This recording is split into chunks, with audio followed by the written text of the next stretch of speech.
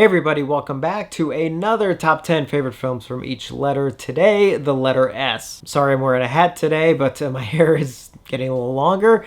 I just decided to throw on a hat. And if I sound a little congested, it's allergies. I don't have the infamous virus or anything. So this was definitely a difficult one. In fact, right before I hit record, I had 11 titles on this and I just had to make a decision. And as I've been doing with the rest of them, I decided to, I have to go with just ones that have some sort of personal meaning for me. And those will basically just inch out other ones. And even then, it was still hard. So first up is David Cronenberg's Scanners. Now, this is a very special film for me because it was the first film I ever saw of Cronenberg, and it was sort of my introduction to him. And I saw it pretty young. One of those where poster artwork that was luckily on the VHS box, made me just kind of wonder about it. And then hearing about the infamous head explosion, it was just like I had to see the film. And even as a kid, I didn't quite understand the film. I'm not sure I 100% understand it as an adult either, but still, it's one that sort of opened up kind of a whole other world for me, especially within the genre. Next up is Brian De Palma's Scarface, and here's a film that, again, is just, despite its 3-hour running time, is so rewatchable and doesn't feel like, it's as long as it is. And it's just so over the top and just entertaining as all hell. And I know over the years, a lot of it has sort of become, a meme. But then you go back and you actually watch the film, and oh man. Funny story, I still remember the first time I actually saw it in full. I slept over at a buddy's house and somehow we convinced his parents to let us rent Scarface. So we all sat around watching Scarface, and his parents had seen it before, so they were kind of reluctant, but they were like, well, they'll watch it with us, so it'll be okay. But yeah, that was kind of an awkward experience, actually. Next up is one I would argue is one of the greatest films ever made, and that is Akira Kurosawa's Seven Samurai. With films, I always believe that a lot of this stuff is very subjective, but there are a couple films I think you could make a strong argument that are at least representative of ideally what the perfect film is in a broad sense. And for me, Seven Samurai would be on the top 5. I mean, without getting too specific, it's just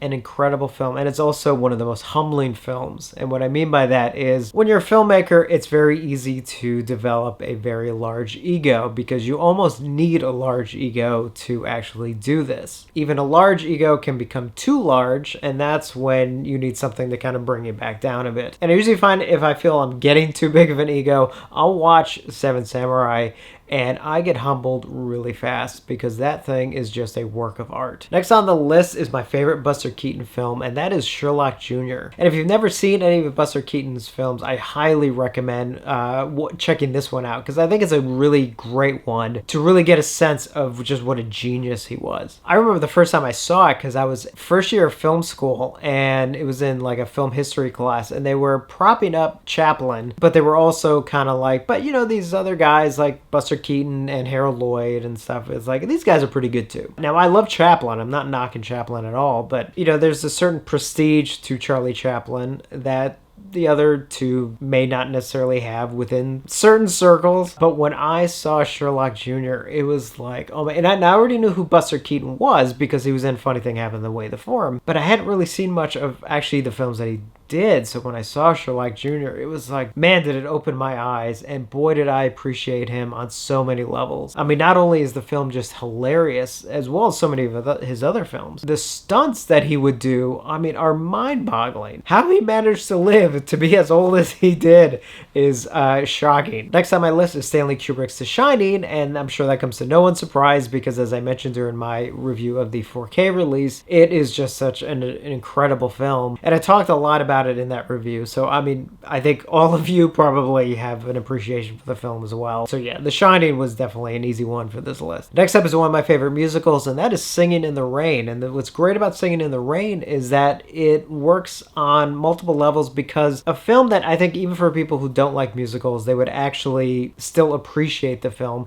because it's about the making of a film. And I think that's what really makes it stand out, is the fact that it has all these amazing songs and sequences and everything everything, but it's so funny. It's one of the best making, movies about making a film, and it's during the transition from silent film to talkies. So even if you don't like musicals, I still recommend checking out Singing in the Rain. Next up was an even easier one, and one that was going to be first one on any list at all during this whole process, and that is Star Wars. Star Wars for me is so incredibly special because I saw Star Wars when I was really, really, really young, and it's the film that I don't know if it was exactly this moment, but for me, it kind of felt like it was. And that was when I saw Star Wars, I became so fascinated by movies and the moving image and visual storytelling and all this stuff. And that, for me, I really felt was a key turning point, starting to love movies and want to make movies. I mean, Star Wars will always be something special to me. Next two are some of my favorite comedies. The first one is Ivan Reitman's Stripes, starring Bill Murray. Talk about a highly rewatchable film and a highly quotable film.